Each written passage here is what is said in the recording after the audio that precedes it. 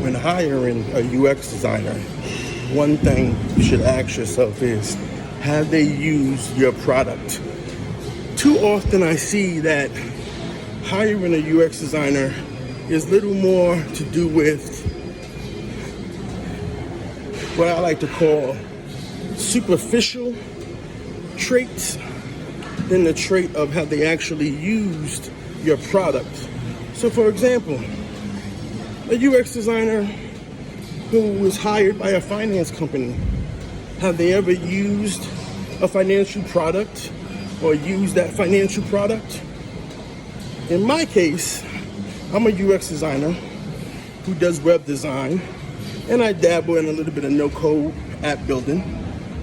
And I've pretty much used a lot of web design platforms and no-code platforms. This allows me to relate more and have empathy for what a new user, someone who for their first time is attempting to hop on a Webflow or hop on a Wix or hop on a Bubble and build what they envision, their web design or their solution, their app that provides a solution to a problem, their MVP.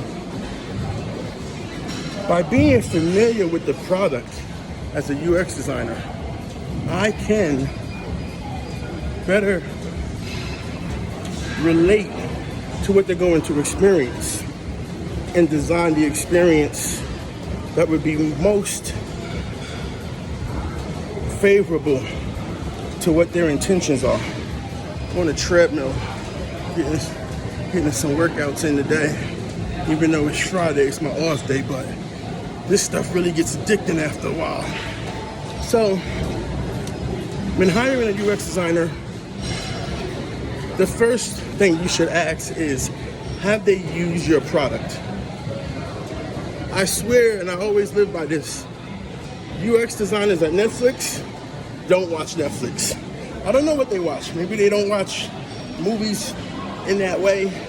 Maybe they only read books. I don't know what they do. Maybe they only watch YouTube.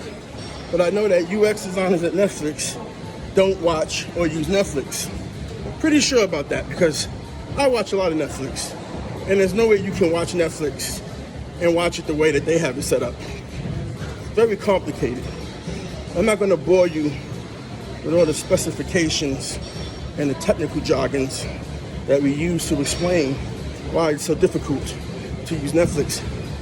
But I will say that that should be a question every employer should ask. Have you used a product? That should be in a job description before how many years did you have.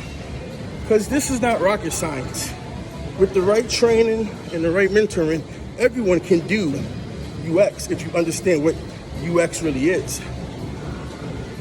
And the problem is a lot of people don't understand what UX really is. I still struggle with it, but I understand a lot more than a lot of other people. So that's just what I thought would be helpful to you.